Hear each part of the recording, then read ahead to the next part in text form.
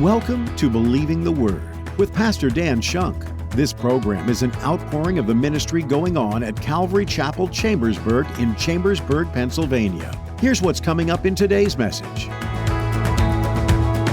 Salvation has all the ideas of redemption. That means being bought back to where you started.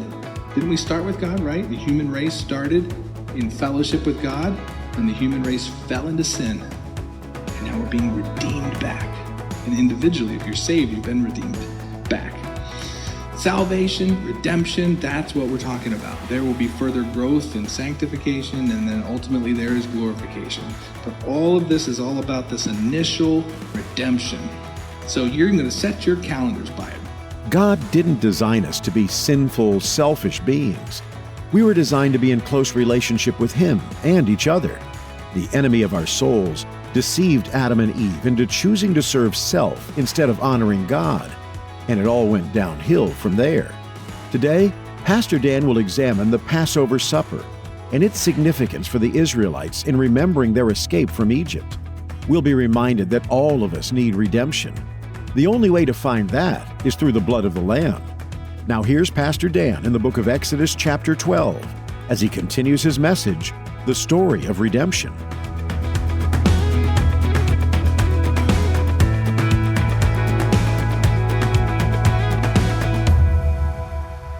Start chapter 12, verse 1. It says, "The Lord spoke unto Moses and Aaron in the land of Egypt and said, This month shall be unto you the beginning of months. It shall be the first month of the year to you." Now, look, this is simple, but I just want to point this out. God is saying that He is beginning something new. He's taking His nation, and they're leaving, and they're literally going to become a new identity, a new nation for the first time ever. So do you get all of these little things like, this is going to be the beginning of months to you? He's even setting their calendar by what's happening. Do you see the idea of He's saying new, new, new? Like this whole section of death is screaming new, new, brand new, all new things, new calendar, new places, new identities, new thoughts in your mind. Redemption should bring the word new to your mind. Okay? Did you know this? What day of the week did Jesus rise from the dead? Anybody know? Sunday, right? Did you know Sunday is the 8th day, right? So there's 7 days in a week. The 7th day is rest or the Sabbath. The Saturday was the Sabbath for the Jews. And then number 8, do you know what 8 stands for in the Jewish numerology? 8 being the Sunday after the first week when Jesus rose from the dead. It stands for new. New beginnings. That's what redemption should scream. Redemption should scream new. It's a chance for all things to become new. You are a new creation. Old things are passed away. All things have become new, right? And that's what this screams. He's even saying, you're going to set your calendar by what's happening here. The Passover is going to usher in a new era.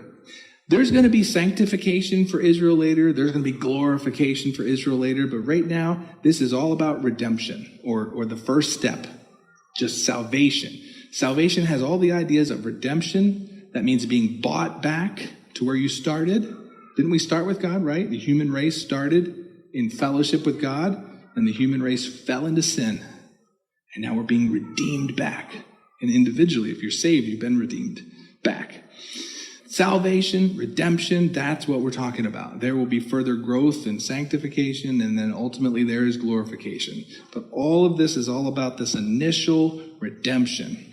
So you're going to set your calendars by it. Verse 3, chapter 12, verse 3, "Speak ye unto all the congregation of Israel, saying, In the 10th day of this month," that's the first month of the year, "they shall take to them every man a lamb according to the house of their fathers, a lamb for a house. And if the household is too small for a lamb, let him and his neighbor next unto his house take it according to the number of the souls. Every man according to his eating shall make your count for the lamb. Your lamb shall be without blemish, a male of the first year.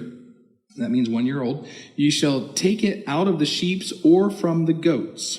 Let's just stop right there and consider this lamb.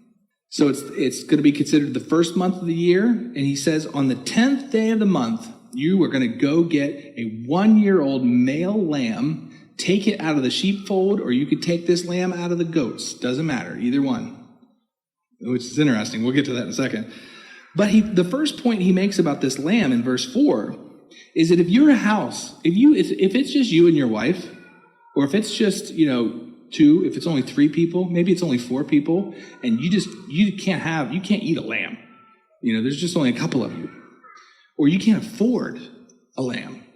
There's 2 choices. Generally speaking, there are 2 choices. He only gives them one.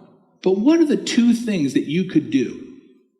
You could either, instead of a lamb, you could substitute and you could get something simpler. And there are many other sacrifices in this book where God says that's okay.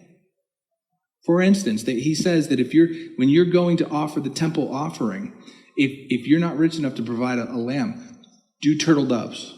So poor people, you could just bring turtle doves. That's simpler, it's smaller, you could do that. So that's an option. If your house is too small, you could just offer a simpler offering, but not here, not for the Passover. The only option he gives, he says, if your house is too small or you can't afford it, come together with the house next to you and do your Passover together. And the first thing this tells us about this Passover lamb is that it has to be a lamb. There is no substitute. You can't, forgive the expression, you can't dumb it down to something different. It has to be a lamb. And some people have gotten confused when it says that to take it out of the sheep or take it out of the goats. It's not saying sacrifice a sheep or sacrifice a goat. No. It's saying go on the 10th day and find your lamb. You should be keeping your lamb with the sheep or with the goats. That's where it should be at when you get it on the 10th day of the month. Now that's significant because sheep and goats in the New Testament are often referred to as believers and unbelievers. Everyone in the world, right? Matthew 25, when Jesus comes back, he will separate the sheep from the goats. So I just find that interesting that even here, the lamb that is going to be brought for the sacrifice, maybe it's with the sheep, maybe it's with the goats. That's not the end of the world. Jesus was around the goats just as much as he was around the sheep when he was here. And that is absolutely true. And so the provision right here in this big foreshadowing of who Christ was going to be, it's even foreshadowed right here.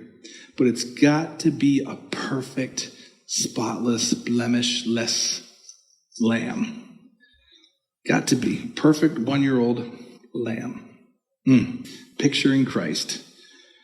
Verse 6, and ye shall keep this sheep or this lamb up until the 14th day of the same month, and the whole assembly of the congregation of Israel shall kill it in the evening. Did you catch that? We went over this just a few weeks ago when we were looking at Jesus in his last week of earthly ministry. Do you remember here in verse 3, they were all told to go get your perfect lamb on the 10th day of the month. And you're not going to even sacrifice the thing until the 14th day of the month. And that whole 4 days, they're supposed to be examining the lamb. Is this thing really perfect? Right? Does it have a blemish? Does it have a spot? Does it limp? Is there something wrong with this? Because we can't offer this thing if it's not perfect. So for 4 days, it's examined to verify that it's perfect, just as Jesus Christ was in Jerusalem. What day did he come into Jerusalem riding on a donkey? Palm branches. Hosanna, Hosanna. It was the 10th day of the first month. Exactly foreshadowing. This foreshadowed exactly what Christ would do. That he would come into Jerusalem on that Palm Sunday, 4 days before the sacrifice that he would lay down on the Passover day, 4 days later. And here it is perfectly foreshadowed. But notice again in verse 6, don't miss this, because we know that this whole thing foreshadows Christ. Verse 6, who's responsible for this death? The whole assembly, in verse 6, the whole assembly of the congregation of Israel shall kill it at the evening. Who's responsible for the death of Christ? Everyone. Everyone. Because if they didn't do it, and I was the one standing there at the time, I would have been the one screaming, crucify him. Because that is our sin nature. We would have been the one screaming, crucify him. Now, verse 7, and they shall take of the blood of this lamb that they've just killed, in verse 7, they shall take of the blood and strike it on the two side posts and on the upper posts of the houses wherein they shall eat this Passover lamb. And they shall eat the flesh in that night, roast with fire and unleavened bread, and with bitter herbs they shall eat it. Eat none of it raw or sodden at all with water. That means don't boil it, but roast it with fire, his head with his legs and all the purtenance thereof. In verse 10, and you shall let nothing of it remain until the morning, and that which remaineth of it until the morning shall be burned with fire. Verse 11, and thus you shall eat it, with your loins girded. That means prepared. That expression is used a lot in the scriptures. Let's just make sure you got that. With your loins girded. It's talking about how they wore garments back then that you could hack them up. You could pull them up, right? The rich people or people that had white collar jobs, they had the long ones, right? Workers, they had things that only went above the knee. And the whole idea of girding up your loins, what it literally means is pull that stuff up so you can run. That's what that means. Did you know that? That's what that means, to gird up your loins. So it comes from a physical expression of pulling up your garment so that you can run. You're not going to get tripped up. I'm sure some people in this room have tried to run with a long, tight dress on. Doesn't work very well. Okay? That's the idea. Pull that up, bring that up here, and then you can take off and you can run. I don't know. Maybe some of you haven't ever worn a dress. I have no idea. So, Kara, have you ever done that? I don't know. So that's the idea. But so this physical picture has become the idea of mentally getting ready. And so he's telling them in this verse, get ready to go. So I'll just read verse 11 again. Thus you shall eat it with your loins girded, your shoes on your feet, and your staff in your hand, and you shall eat in haste. It is the Lord's Passover. So here's the thing about this lamb, this substitutionary lamb. That's what's happening, right? The death angel's coming. The angel is coming to make something die in that house. And the whole idea is, if you first kill the lamb that I'm telling you about, this perfect lamb, and you prove that you've killed it, and you prove that it is applied to you by putting it on your doors, when that angel comes to kill, the angel's going to say, oh, wait, there's already been death here. The job is already done. The deed is already paid. So I can move on. That's the whole idea. So if the perfect sacrifice was already given through this lamb, when the death angel comes, he's like, oh, job's already done here. There's nothing left to do. Moves on. Right? So this substitutionary lamb's blood needs to be applied. And that's the idea here of putting it on the door. Substitutionary in that judgment is falling on them. Okay? The judgment is coming to every single house. So if they don't kill the perfect lamb and judge that lamb, make the lamb the substitute, then they have yet to pay the price of death. And the angel will execute that for them. That's the whole idea. It's a substitute. It's a substitute. It does mention here the unleavened bread and the bitter herbs, and that speaks of rushing out quickly, leaving out of their bondage in a hurry. When God calls, you go. Part of my testimony, if you've never heard it, you can Google it and YouTube it and go on the website and get my testimony if you want to watch the video of that. But part of it is that when I was first saved, I literally had to leave where I was at. Some people that took me in, it turned out they were Mormons. And at the time, I don't even care. I'm just like, I knew I needed to leave where I was, right? So I can really identify with this idea. Just get out of here. You stay here, you're in a heap of trouble. Just leave. And so literally right when I got saved, I left. I didn't even know where I was going. I'm just leaving. And the first place I end up for 6 months is living with some Mormons. Interesting stories that came out of that. But we'll leave that alone for later. So I know what this means to just leave. Don't stay there in that heap of trouble. Verse 12. For I will pass through the land of Egypt this night, and I will smite all the firstborn of the land of Egypt, both man and beast, and against all the gods of Egypt I will execute judgment. I am the Lord. and the blood shall be to you for a token upon the houses whereof you are. And when I see the blood, I will pass over it. And the plague shall not be upon you to destroy you when I smite the land of Egypt. And this day shall be unto you for a memorial, and you shall keep it a feast unto the Lord throughout your generations. That's year after year. You shall keep it a feast by an ordinance forever. So all the firstborn of the land are to be judged, unless you can show that there's already been a substitute that has died, this perfect lamb. That's what he's saying. You know, in the New Testament, in 1 Corinthians chapter 15, it's a chapter that talks all about death and resurrection that Paul wrote. But he talks about it in terms of Adam being the first Adam, and he talks of Jesus Christ being the last Adam. In one way, that's the only two Adams there's ever been. It's the only two, quote unquote, people there have ever been. There was this Adam that was born perfect, and he fell into sin. And then there's only ever been one more person born that way, perfect. Jesus Christ, the last Adam. You could say the second Adam. And he fixed the problem that the first Adam created. So the first man, Adam, is supposed to be judged because of his fall into sin, unless the second Adam takes his place. And Jesus Christ did just that. So this whole idea of this perfect lamb to be sacrificed, he takes great pains here, God does, to say, pass this down from generation to generation.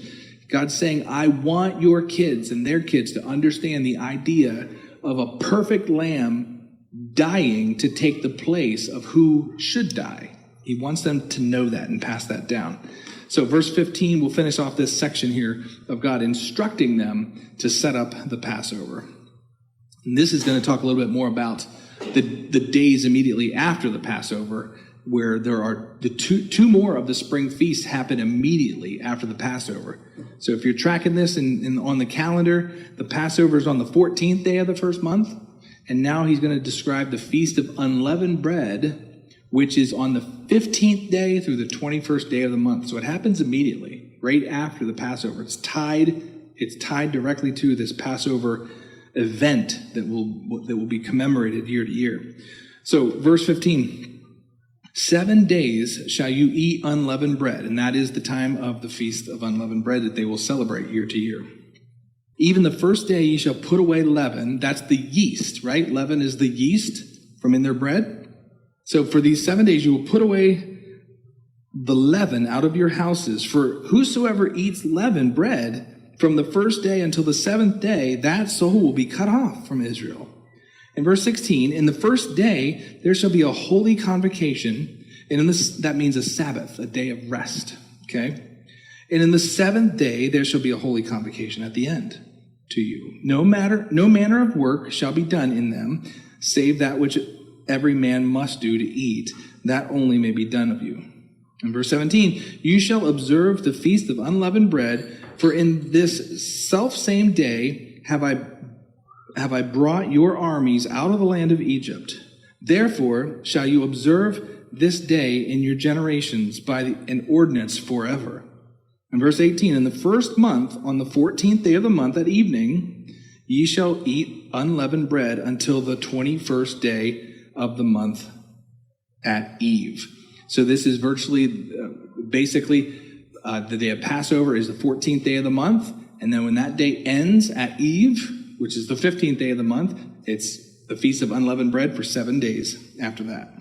So verse 19, 7 days shall there be no leaven found in your houses. For whosoever eats that which is leavened, even that soul shall be cut off from the congregation of Israel, whether he be a stranger or born in the land. One more verse, 20. Ye shall eat nothing leavened. In all your habitations shall ye eat unleavened bread. So, look, is there something sinful? Is it going to kill them to eat leavened bread with yeast in it? No. He's intentionally, get this joke, baking something into their new culture. He's intentionally embedding something new in this brand new country that he's creating, this brand new identity. He's baking something into this, a tradition, a new tradition. It's not about whether it's right or wrong to eat bread that's leavened or not. It has nothing to do with that. That's being used as a symbol of something bigger. Okay? Now, God would never institute a symbol that would be harmful to his people, but he's using it for something bigger. The unleavened bread is to represent sinlessness. It's to represent perfection. There's no yeast. There's nothing artificial in this. So removing Israel away, this is a symbol of removing Israel away from Egypt and their sin. Okay? So I want you to look at 1 Corinthians chapter 5. There's a few places I could go on this, and I'll just leave it to one. But I just want to leave you with a thought about the idea of yeast, of leaven being a corrupting influence on something. So I want to read you something from 1 Corinthians chapter 5, just 2 or 3 verses. This is 1 Corinthians 5, verse 6. And Paul says, "Your glorying is not good. Know ye not that a little leaven leaveneth the whole lump?" He's talking about leaven as a negative thing. It represents sin. Okay? Verse 7, "Purge out, therefore, the old leaven, that ye may be a new lump, as ye are unleavened. For even Christ, our Passover, is sacrificed for us." Paul's using the language of the Passover time to say, look, Christ was our Passover. He was the lamb sacrificed for us. And now we should purge out the old sin and be like that unleavened bread that God told them back in Exodus to purge out the leaven for this 7 days after the Passover. Get rid of it and consider your own holiness. Get rid of the sin. One more verse here. "Therefore, let us keep the feast, not with the old leaven, neither with the leaven of malice or wickedness, but with the unleavened bread of sincerity and truth." Do you see how the whole idea of the unleavened bread, it speaks to a pure heart. It speaks to somebody that's just single focused on, I want to follow God. I want to be like him. I'm following my Passover Savior. That's what it represents. So we too should strive to live that way, to live in a pure way as Christ represents that perfection.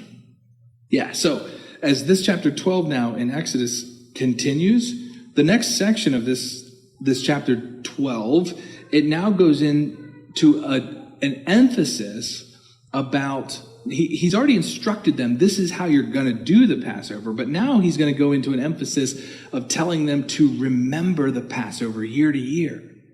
So he's making a big point out of, I'm not just doing this Passover. I'm not just killing the Egyptian firstborn. I'm not just having you use this perfect lamb for this one-time event. It's not about that. It's about me doing something that you're going to remember year to year because I'm going to use it later. It's going to be meaningful later. And so he's going to stress that now in the next few verses. So look at verse 21. "Then Moses called for the elders of Israel, and he said unto them, Draw out and take you a lamb according to your families, and kill the Passover. And ye shall take a bunch of hyssop," that's just like a bushy plant, okay? They used that to apply the blood. They would dip it in the blood, and then they would sprinkle it on the doors with the hyssop. So he says, "You shall take the hyssop and dip it in the blood of the basin, and strike the lintel and the 2 side posts with the blood that is in the basin, and none of you shall go out of the door of the house until the morning." Stay in there. "For the Lord," in verse 23, "will pass through to smite the Egyptians, and when he sees the blood upon the lintel and upon the 2 side posts, the Lord will pass over that door and will not suffer the destroyer to come in unto your houses to smite you." You've been listening to Believing the Word with Pastor Dan Shunk. Pastor Dan is teaching from the book of Exodus. Did you know that this is the book that first mentions the 10 Commandments? God created these boundaries to set the people up well and not so easily fall into sin. But even as these commandments were being written, the people were distracted and worshiping ungodly things. God does not give us rules and structures to hold us back. No, in fact, He provides these proper limits or boundaries so that we will be blessed and will have a freedom and purity that's missing outside of these structures. So marriage, abstinence, obedience, sanctity of life, these are all things God has given His insights on for your protection and good. As we continue through Exodus, our hope and prayer is that you see God's care for you and how He wants the very best for you. We value our listeners, and we'd love to hear from you. To get in touch with us, visit us online at ccchambersburg.org. There are easy-to-follow tabs at the top, leading you to submit prayer requests or fill out a form to contact us. There's also a giving tab for those who want to contribute to the ministry in a financial way. We're so thankful for you. If what you see on our website doesn't answer a question you have, you can reach us over the phone at 717-500-1102. That number one more time is 717-500-1102. Thanks for listening to Believing the Word with Pastor Dan Shunk.